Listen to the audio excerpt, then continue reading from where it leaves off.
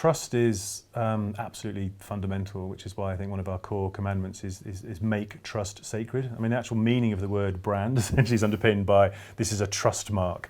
And that's what brands are all about, is that people buy them knowing that whatever is in that brand was going to be reliable and sold at a certain price, and that you trust them enough that that's going to work. There's going to be a certain integrity to the product, I think. But beyond that, I think when we get into this whole area now of trust gets wrapped up with data and privacy and spying and snooping and all that kind of stuff. I think where it's absolutely vital is that brands have to realise that when it does come to data, that data is not just these kind of ones and zeros. This is the lives of living, breathing people, and you have to treat it with respect. Yeah, I think there's a lot of talk about moving into a reputation economy where brands are only as good as their reputation.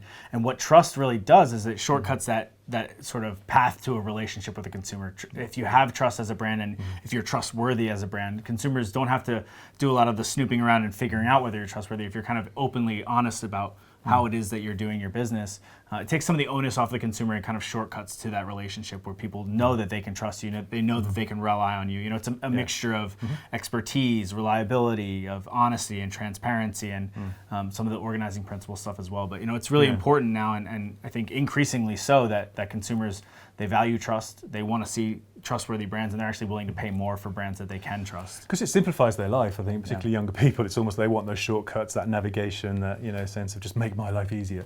But I think also we've featured an academic, Rachel Botsman, who I think is a fellow Penguin author, Chris, and she talks. She's a trust expert, and I think one of the lines that we've sort of quoted in our presentations and in the book and so on is that she talks about money being the currency of transaction, but trust is the currency of interaction. And I think that's absolutely fundamental. Is if brands are going to interact with people, then it has to be based on trust.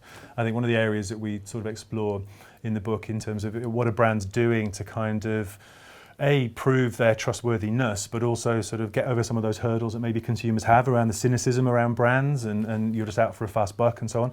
And I think blockchain is one of those areas that is kind of absolutely ripe and vital for the future.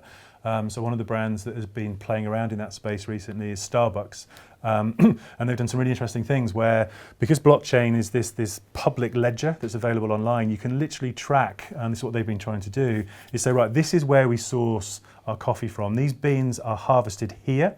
This is the farmer that we're using. This is how much we're paying him. Here's the supply chain all the way from bean to cup. So when you're sipping your cup in Starbucks, you know every part of the process, who's been paid what. You can trust the provenance and the authenticity and the fact they've been paying a fair amount of money for that product. So as a consumer, you feel relaxed, you're not getting ripped off, and you're making it a sustainable, conscious, ecologically friendly and ethical choice. And I think increasingly when we talk about trust with clients or with other agencies, there's a lot of pushback on transparency and opening up the books and things like that. And what we're seeing more and more is third parties doing that for brands. Yeah. So whether you like it or not, there's sort of this transparency that's being foisted upon you. So we've seen startup banks like Aspiration that are actually revealing, a people score and a planet score for how you conduct business. Or increasingly with, automated assistants or things like TripAdvisor. There are these sort of third-party intermediaries that are sitting between consumer and brand that are actually looking and saying, like, is everything up to code? Is everything what they say it is? Are they charging fair prices? Is the supply chain clean? These sorts of questions are not being asked by the consumer, but they're actually being asked by somebody that's standing between you and the consumer. So you're going to be forced to clean those things up and kind of step forward into this new era of trust. Yeah, absolutely.